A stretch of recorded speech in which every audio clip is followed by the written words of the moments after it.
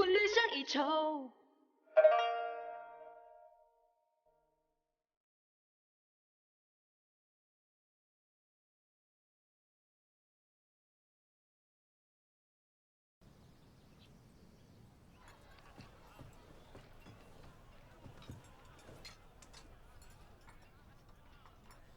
嫂嫂，你怎么找到这儿来了？是李姑娘。一晚上不见，陆郎君倒是学会自作多情了。谁说我是来找你的？我是这里的住客。你住在这儿，你怎么不乖乖的待在教坊里啊？住在哪儿是我的自由，难不成陆郎君把这家客栈包下来了，不许别人住了吗？哼，恐怕以陆郎君现在的实力，别说是包客栈了，就是连早膳都未必有着落吧。李姑娘，早膳来了，可以吃了。到底出什么事了？不是让你们都待在教坊吗？怎么会遇上贼人？我担心郎君一人在外都有不便，所以就偷偷溜出来。没想到……何必担心我？我如今已经离开幼教坊了。若你们再不好好守在那里的话，预演乐团随时有可能被解散跟替代，那我们之前的计划不就都白费了吗？郎君说的对，都是我的错。你有什么错？错的是有人不解风情，好心当成驴肝肺，把别人的一片赤诚扔进泥潭，不屑一顾。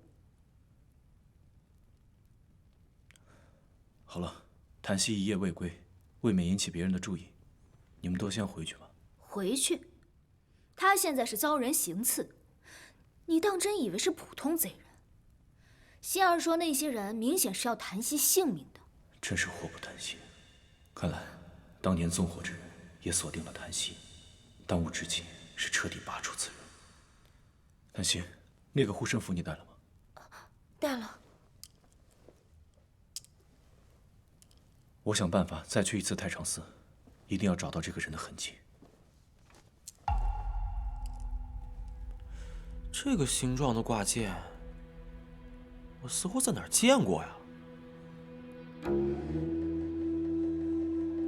我爹有个相似的，对，就是这个形状，味道也一样。不过好几年没见他戴过了。檀溪，你这是哪儿来的呀？这……师姐，你是说宇伯伯有类似的物件？是啊。你们干嘛都这副表情啊？有什么问题吗？堂堂公子爷，居然学会了翻窗越户，成何体统啊！老爷，还有件事儿。说。杀那丫头的2人来报，说是马上就要得手了，谁想郎君突然出现，他们怕伤着郎君暴露身份，就只能暂时作罢。废物！如此一来，岂不是更让人平添怀疑了吗？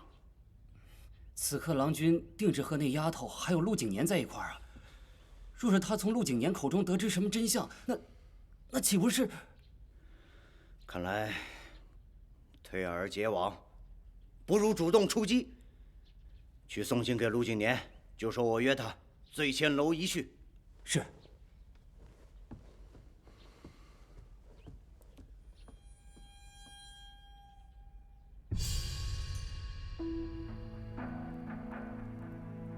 没想到教坊史竟然有可能和当年那场大火有关。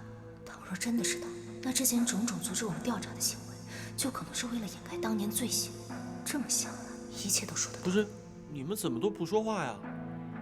还一副这个表情。时间不早了，教坊还有事情，你们莫要让人落下口实。星儿，你带着檀溪，还有师姐先回去吧。好。放心，我一定安全把他们送回。那他呢？我还有一些事需要李姑娘帮忙，待会儿我亲自送她回去。亲自送？那护花使者的事儿我就不掺和了，我走了。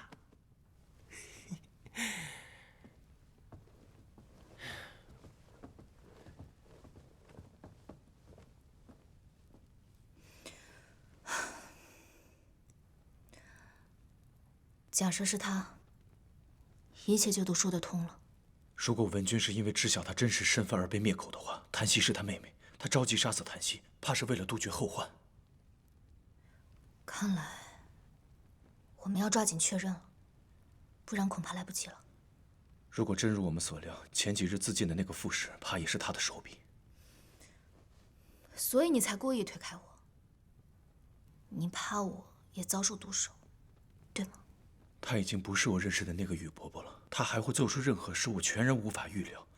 既然他的目标在于我只能让你远离我了。有你在，我不怕。我怕。这几日你已经说过2次这样的话了。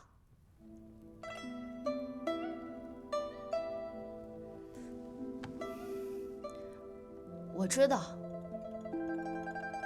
你敬雨伯伯如师如父。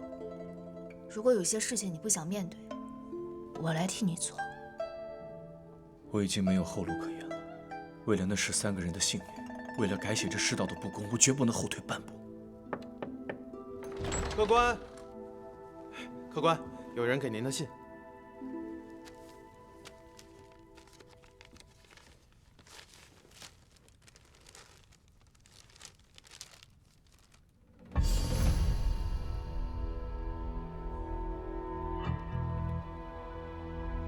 雨伯伯约我去醉仙楼。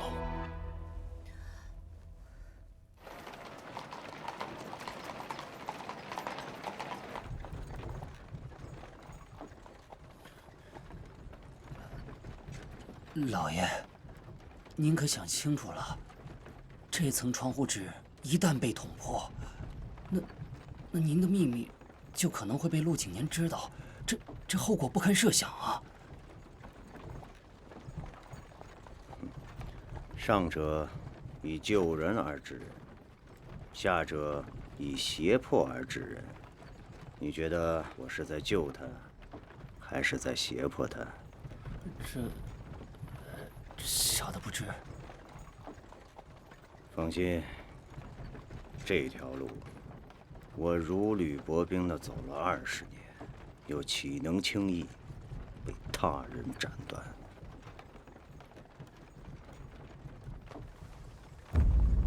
来，诸位，干！来，不醉不归啊！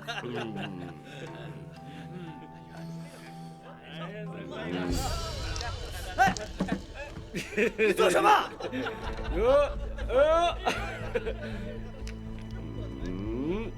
给乐团一个艳丽的曲儿，别总是什么山水，听不懂。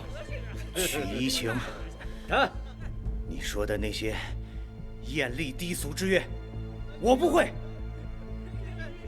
老板呢？老板，来了，爷您吩咐。今儿也包场了，爷说谈什么就谈什么，有问题吗？没问题，没问题。周宁元，再不谈就收拾东西滚蛋。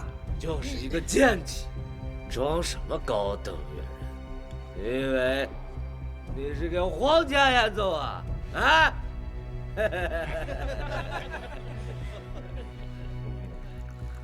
我发誓，终有一天，我会摆脱阶级，摆脱这里的一切。就是个贱妻！我的琴，琴，这是你的琴啊！你别碰我琴，我的琴！给我打他！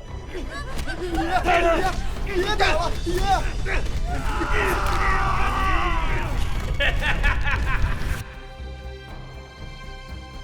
为了摆脱奸细，我拼命努力走到今天，尝断腕锥心之痛。无论谁想破坏，我都不会给他任何机会。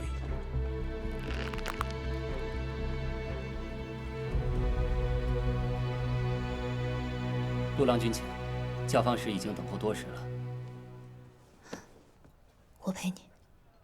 姑娘，教坊使只请了郎君一人，姑娘还是在外等候吧。无妨。今日不过是一顿家常便饭，没有外人。既然李姑娘与锦年关系匪浅，也当是自己人。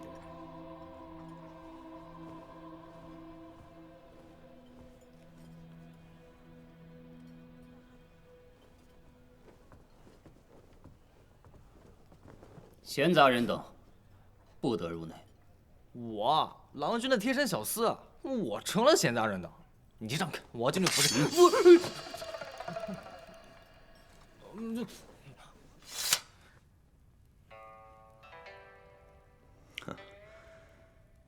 这醉仙楼的菜品比宫中御膳，有过之而无不及。若是放凉了，可有些暴殄天物了。教坊使今日约见，不知何事。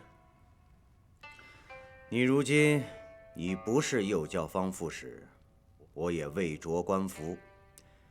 今日只是家宴，随意称呼就好。景年啊，这桂花酒酿入口香醇，可是老板多年珍藏。我知你爱喝，特意向他讨来，快尝尝，可还能入口啊？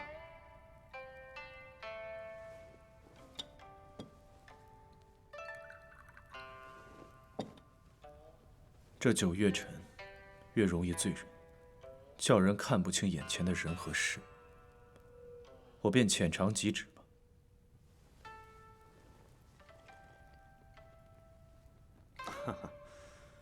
我这世侄啊，跟杰儿完全不一样，从小就知分寸、守礼仪。若不是当年被贬，心灰意冷，如今也不会随波逐流，浪荡于世。所以，人是最善变的。说得不错，只是要变给自己看，还是变给他人看，就不得而知了。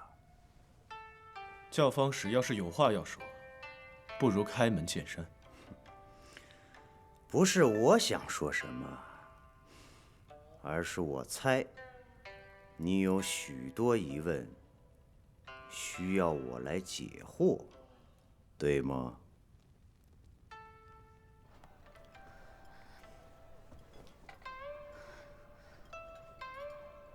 你去哪儿了？里面半天没有动静，也不知道小姐和陆郎君怎么样了。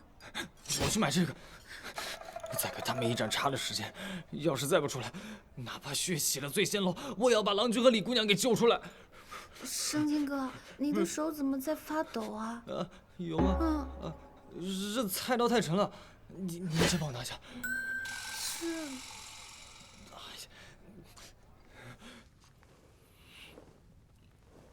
好，既然如此，那就请教坊使为我解惑。红灵草一事来得蹊跷，我未经审判便被革职，魏哲也蹊跷入狱，这一切，可是您的手笔？是。那就请教坊使赐教。宣之，你为官之日尚不算短，我以为你深谙这官场之道，却不想这为官要三思中。你只知其二，却不知其一呀。什么意思？所谓三思，就是思危、思退、思变。宣之明白自己与整个官户权贵为敌，与其逆流而上，不如思退。可退到哪里是门学问，若一般人等一定会退到众人不注意的地方，再谋定而后动。可贤侄深知灯下黑这个道理，借被贬之事，故做出一副从此浪荡于世的样子，麻痹世人，这叫思辨；可嗅到了危险，就要躲开危险，这叫思危。先知聪慧，这个道理却怎么都不明白呢？世道不公，一己之安为何惧之有？一己之安确实不足为惧，可是以假户籍登上元，欺君罔上，这绝不是罢黜了事，而是重罪。你并非带平民越人走上了一条可以追求公义之道，而是带他们走上了一条可以预见的黄泉路。你果然都已经知道了。你是我看着长大的，为免你铸成大错，我只能先让你离开右教坊。先知，伯父的苦心，你何时才能体谅？教坊使此言，到底是为我的生死担忧，还是另有隐情？维权者就应该感同身受，尤其是对平民越人的生存苦楚。教坊使，您难道不是最清楚的吗？从来生死富贵皆由天定，贵贱有别，应该各安其所，不要妄想礼乐龙门。陆郎君，教坊使，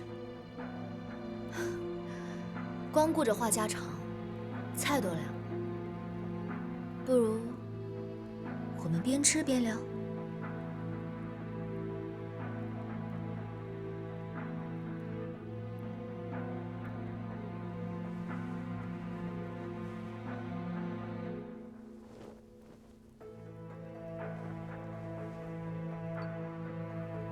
先知，如今你已离开右教坊，伯父我身为教坊使，权势滔天虽谈不上，但关照几个越人还是绰绰有余的，所以你大可放心，我会让苏宗臣好好对待他们。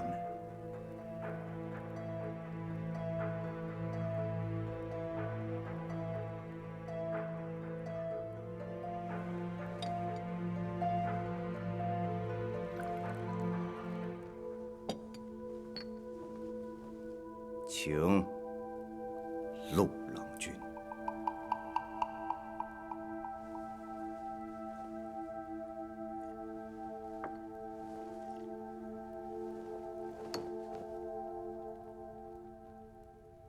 我这次偷跑出来，我爹肯定气坏了。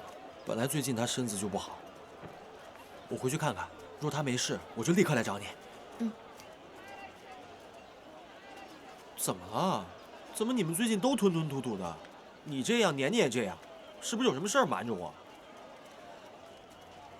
你有没有想过，红灵草事件因你而起，右教坊出事，陆郎君被带走，而你父亲却突发疾病，这一切是不是都太过巧合了？巧合？你是什么意思啊？哎呀，你记不记得那天我跟你在集市上采购，我说好像看到云深跟那个商贩在说话。什么商贩？就是那个满脸都是胡子的那个商贩，你从他那儿买了云灵子，把陆郎君给害了的那个商贩啊。不是说看错了吗？哎呀，我本来也以为我看错了，但是那日我去你家又看到了云深，我觉得就是他。而且今日李姐姐和陆郎君对你说话都支支吾吾的，我觉得是不是这一切都跟教坊使有关？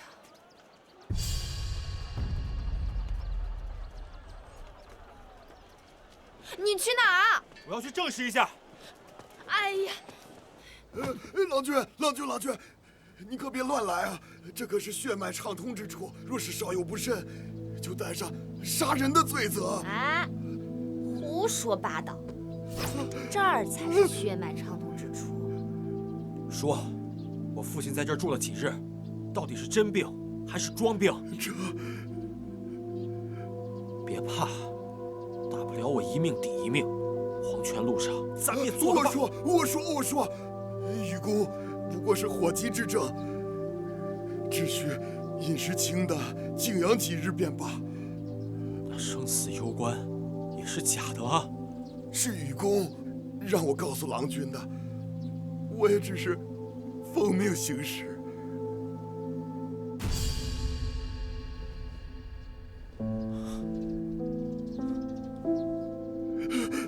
哎，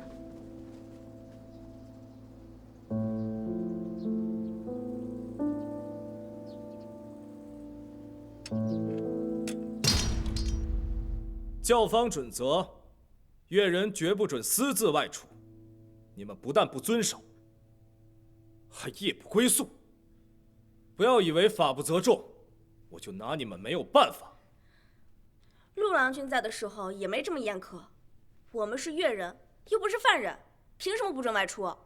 你也说是陆景年在的时候，如今右教坊由我执掌，所有规矩由我来定。这位姑娘，是不是想以身试法？私自外出是我的错，与然启无关。苏郎君要责罚，就责罚我吧。是我的错，惩罚我吧。够了！不要再来陆景年惺惺作态那一套，演什么团结一心的戏码？技艺高于一切，你们若达不到我要求的水准，只能被淘汰。我还不知苏郎君为何如此上进，对越人还有要求，是要求银子上的数额还是重量啊？在我圣朝，以财力入教坊，并不少见。毕竟有些人官职比你高，银子比你多。上元节是块肥肉，众人皆知。若到时真有人以财力相拼，保不保得了各位，且看造化。什么意思啊？要把我们赶出教坊？哎，郡主来了。不知郡主驾到，有失远迎，还望恕罪。苏郎君言重了。今日我在宫中向圣人请安时，听闻你临危受命，一人担任2教坊之职，实属辛劳，特意备上一些糕点以作慰劳。多谢郡主牵挂，苏某不胜欢喜。就说苏郎君辛劳，刚刚上任便让众人齐聚练习。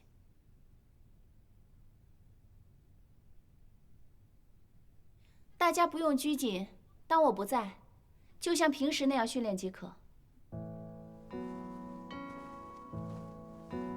我已向圣人禀明，你们8人乐团是我入圣朝以来见过最默契的，圣人也非常期待你们在上元节的演出，所以你们一定要好好练习，不要让圣人失望啊！郡主是说，你将他们8人禀告给圣人了？对啊。李姑娘的主位，馨儿的副位，檀溪的箜篌技法精湛，这些我都已经禀告了。哦，还有什么遗漏的吗，苏郎君？没有了。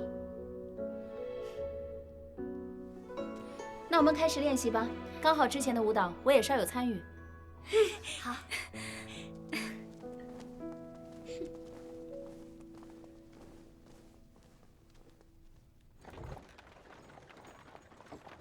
郡主，您怎么总是这样啊？怎么了？您总是在背后默默为陆郎君做事，这不是白费功夫吗？这怎么会是白费功夫呢？虽然我不知道陆郎君在做什么，但是我相信他一定没有放弃右教坊众人，也没有放弃上元节。我帮他守住乐团成员，这很重要呀。关键是，您做的再多，他都不知道啊，有什么用呢？我做这些，从来不为他的回报，只是依心而行。若想太多，反而劳心伤神。总感觉那个苏宗臣不会吃这个哑巴亏的。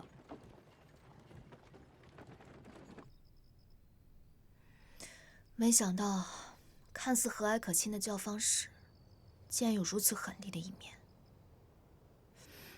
明明是满口威胁，却还要装出一副怕你出事的模样，真是道貌岸然。利欲熏心，当真让人蒙蔽了双眼。可他若真是间谍，为何又会说出贵贱有别，不要妄想鲤跃龙门的话？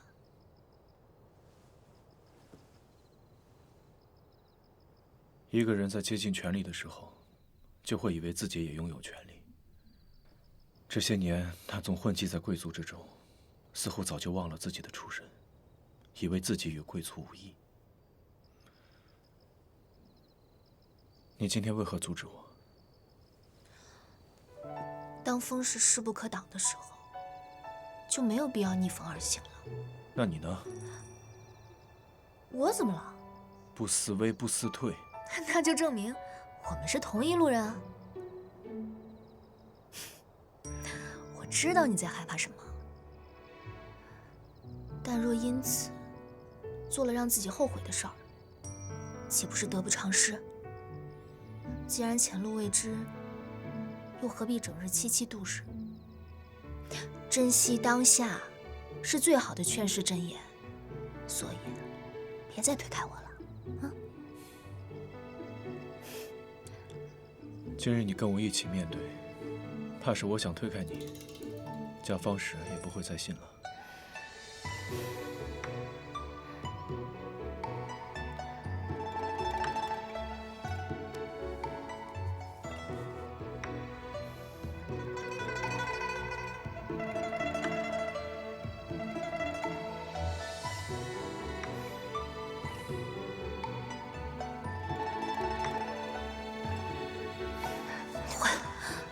我的手不会又突然消失吧？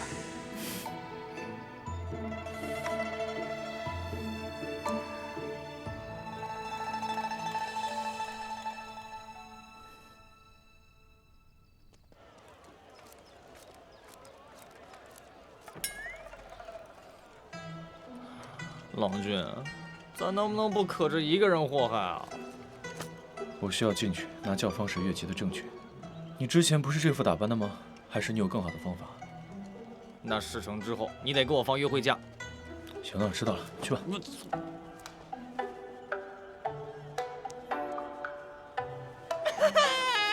叫魏征给我出来！这个干怎么给他的孬种？他结婚完之后几日都不归家，他躲在太常寺里算什么好汉啊？这个泼妇到底是什么人？呸！你管谁叫怨妇呢？我可是你们未来的主子。她好像是那天魏公带来的丑丫鬟，上次来过。魏征，你给我出来！这魏征要是再不出来，我就撞死在这太常寺了！我不肯回去！别，就是你撞死也不行。魏公被抓进了牢狱了。哎，不早说，浪费老娘感情。走了。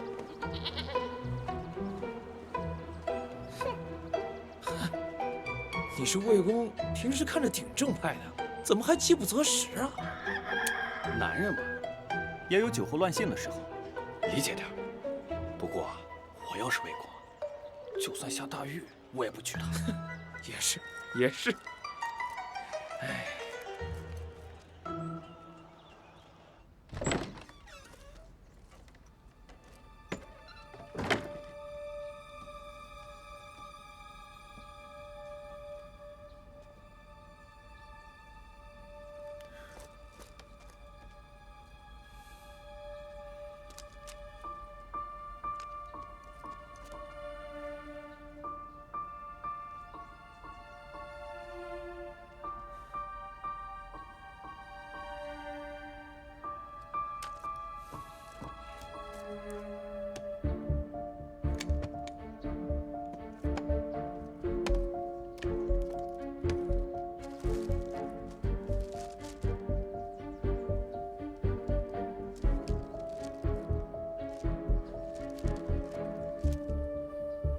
金印工序繁杂，若是造假，欲火便会融化。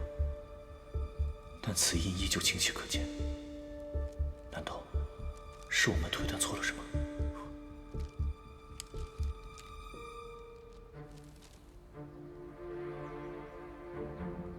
户籍的真假不局限于金印，最主要是在纸张上。户籍的专用纸张取自宫廷，是一种用植物浆水浸泡过的变色纸。在阳光下呈7彩，而造假的普通云灵纸只有6彩。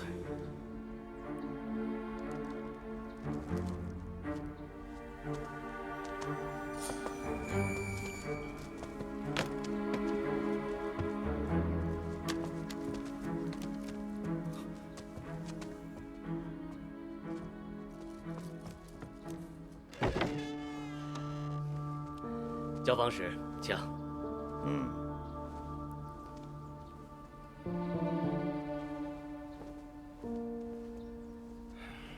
教坊使，查看户籍此等小事，何须您亲自登门？找人差遣一声，我自会送到您的府上。上元之事无小事啊！如今各国使臣均已到达上京，为免有乱，圣人才叫仔细查看阅人情况。况且徐少卿若升任太常寺卿，你我就分属平级，又怎敢劳您大驾呀？我能做到今天这个位置，也是仰仗教坊使的提携。徐少卿能力过人，日后在圣人面前，我定会多加赞扬。多谢教坊使的抬爱。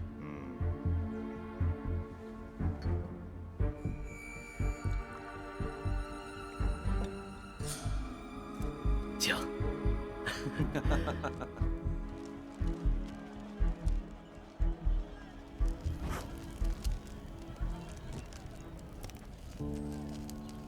陆景年，宋你有天大的本事，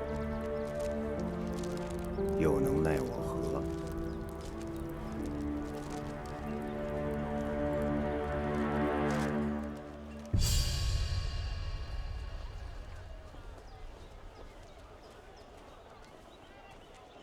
郎君，你就带我去吧。教坊使身份尚无实证，他拿走了月籍，我只能去冀州探查一番了。此行秘密需慎之再慎，我一人便足矣。可天高路远，你要是遭遇不测，我从何得知啊？况且小狐狸也不会让你一个人行动的。所以我才需要你来帮我保守秘密。你在教坊好好看着他们。今时不同往日了，教坊也危机重重，切不可掉以轻心。那好吧，那你要记得日日与我飞鸽传书报平安。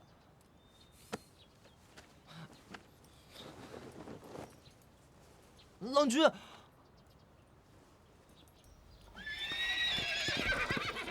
驾！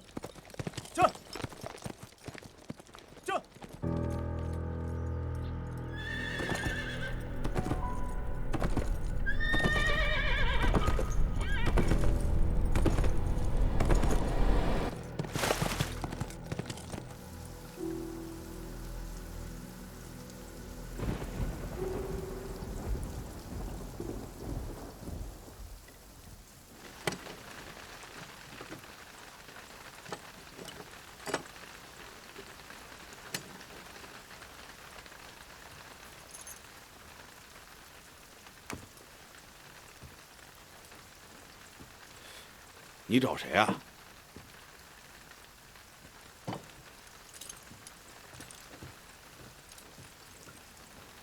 请问这个护身符可是这家人所拥的？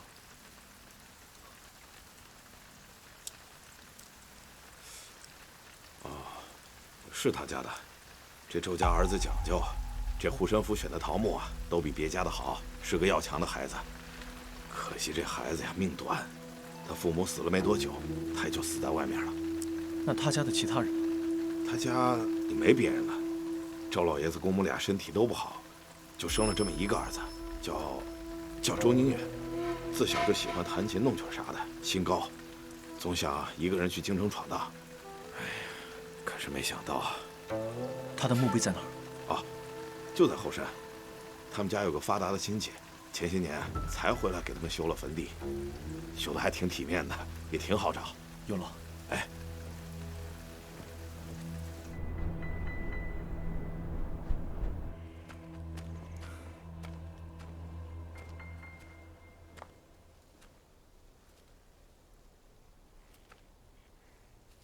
若此人就是教方时，那真墓应该是空的。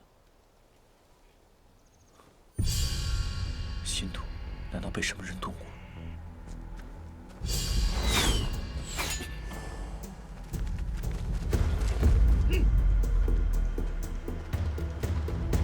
什么人？要你命的人。